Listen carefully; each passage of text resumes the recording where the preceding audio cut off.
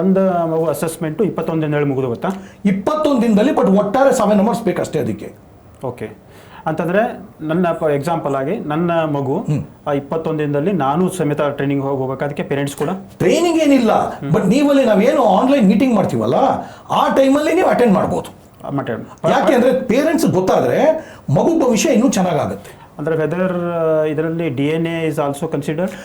DNA ಅದಕ್ಕೆ ನಾ ಏನಂದರೆ ಎಜುಕೋ ಸೋಷಿಯೋ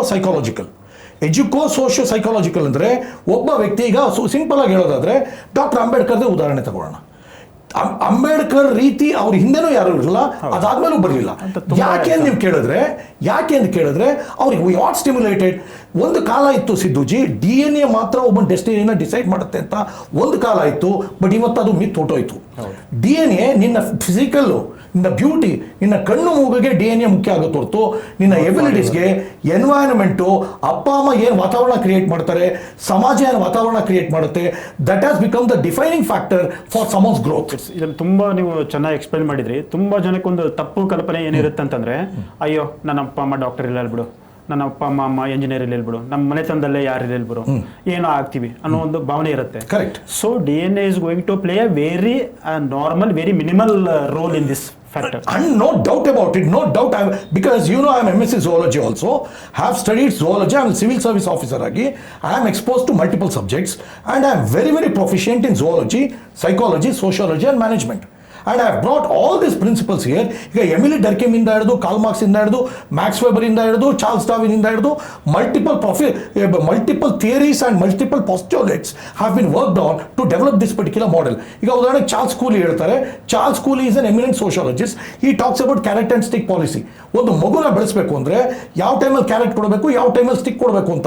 ಇವತ್ತು ನೋಡೋದು ಅನ್ಫಾರ್ಚುನೇಟ್ಲಿ ಯಾವುದೋ ವೆಸ್ಟರ್ನ್ ಮಾಡೆಲ್ನ ಫಿಲಾಸಫಿ ಇಟ್ಕೊಂಡು ಮಕ್ಕಳು ಇವತ್ತು ಟೀಚರ್ಸ್ ಬೈದ ತಕ್ಷಣ ಮಕ್ಕಳು ಇವತ್ತು ಹಾಳಾಗೋಗ್ತವೆ ಅನ್ನೋ ಮಟ್ಟಕ್ಕೆ ಮಾತಾಡ್ತಾರೆ.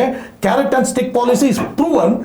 ಚೈಲ್ಡ್ ಸೈಕಾಲಜಿ, ಚೈಲ್ಡ್ ಡೆವಲಪ್ಮೆಂಟ್ಗೆ it is proven formula. But ಅದನ್ನೆಲ್ಲ ನೀವು ತೆಗೆದಾಕ್ತಾ ಇದ್ದೀರಾ. So what we are basically doing is, sir one thing, let me make it very clear and let me challenge everyone. ನಿಮ್ಮ ಅಪ್ಪ ಅಮ್ಮನಿಂದ ನೀ ಬೆಳಿಬಲ್ಲೆ, ನಿನ್ನ ಹಣದಿಂದ ನೀನು ಮುಂದೆ ಹೋಗಬಲ್ಲೆ, ಅದು ಒಂದು ಹಂತಕ್ಕಷ್ಟೇ. ಬಟ್ ಓವರ್ ಆಲ್ ಗ್ರೋತ್, ದೊಡ್ಡ ಲೀಡರ್ ಮಕ್ಕಳೆಲ್ಲ ದೊಡ್ಡ ಲೀಡರ್ಗಳಾಗಿಲ್ಲ, ದೊಡ್ಡ ಪ್ಲೇಯರ್ಗಳ ಮಕ್ಕಳೆಲ್ಲ ದೊಡ್ಡ ಪ್ಲೇಯರ್ ಆಗಿಲ್ಲ. ನಿಮ್ಮ ಸುತ್ತಮುತ್ತಲಿನ ಎನ್ವೈರನ್ಮೆಂಟ್ ಮತ್ತು ಒಬ್ಬ ಜೀಜಾಬಾಯಿ ಥರ, ಶಿವಾಜಿ ಹೇಗೆ ಜೀಜಾಬಾಯಿ ಹೇಳ್ಕೊಟ್ರೋ, ಜೀಜಾಬಾಯಿ ಎಜುಕೇಟೆಡ್ ಅಲ್ಲ. ಹಾಗೆಯೇ ಅಂಬೇಡ್ಕರ್ದವ್ರ ಉದಾಹರಣೆ ನೀವು ತಗೊಂಡ್ರು ಕೂಡ ಯಾರು ಅವ್ರಿಗೆ ಏನು ಹೇಳ್ಕೊಟ್ರು ಅವ್ರ ಥರ. ಇನ್ನೊಂದು ನಾವು ಸ್ಟಡಿ ಮಾಡಿದ್ದೀವಿ, ನೀವು ಕೇಸ್ ಸ್ಟಡಿ ಇದ್ದಿದ್ದಕ್ಕೆ. ಅಂಬೇಡ್ಕರ್ ಅವರ ಪೀರಿಯಡಲ್ಲಿ ಅಂಬೇಡ್ಕರ್ ಅವ್ರ ಜೊತೆಗೇನೆ ನಾವು ಪ್ರಪಂಚದ 100 ಲೀಡರ್ಗಳನ್ನ ಇನ್ಕ್ಲೂಡಿಂಗ್ ಅಬ್ರಹಾಂ ಲಿಂಕನ್ ನಾವು ಇದೇ A64 ಫಿಲಾಸಫಿ ಇಟ್ಕೊಂಡು ನಾವು ಮಾಡಿದ್ದೀವಿ.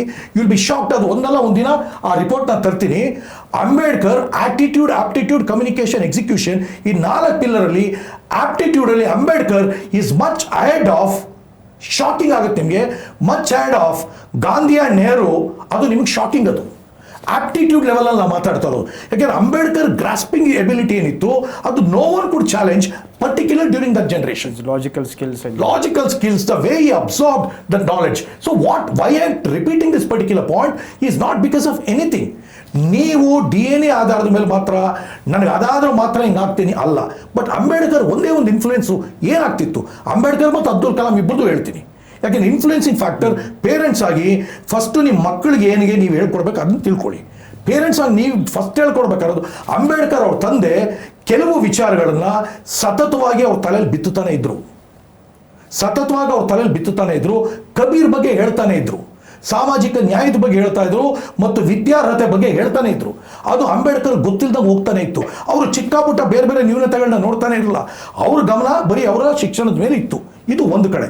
ಅವ್ರ ಶಿಕ್ಷಣನ ಎಷ್ಟು ಮಟ್ಟಕ್ಕೆ ಪ್ರೀತಿಸಿದ್ರು ಅಂದರೆ ಅವರಷ್ಟು ಗ್ರ್ಯಾಜುಯೇಷನ್ ಅವರಷ್ಟು ಇದು ಯಾರು ಮಾಡಲೇ ಇಲ್ಲ. ಇನ್ನೊಂದು ಎಕ್ಸಾಂಪಲ್ ಕೊಡ್ತೀನಿ, ಅಬ್ದುಲ್ ಕಲಾಂ. ಅವರು ರಾಮೇಶ್ವರಮಲ್ಲಿ ಯಾವುದೋ ಒಂದು ಸಣ್ಣ ಫ್ಯಾಮಿಲಿಯಲ್ಲಿ ಇದ್ದು ಅವ್ರು ಹೆಂಗೆ ಬಂದರು, ಒಬ್ಬ ಟೀಚರು, ಒಬ್ಬ ಮ್ಯಾಥಮೆಟಿಕ್ಸ್ ಟೀಚರ್ ಎಂಥದ್ದು ಅಯ್ಯರ್ ಅನ್ನೋರು ಅವರಿಗೆ ಕೊಟ್ಟಂಥ ಇನ್ಸ್ಪಿರೇಷನಿಂದ Abdul Kalam became different. So what I am trying to say here is no DNA has favored Ambedkar or Abdul Kalam in these 2 cases.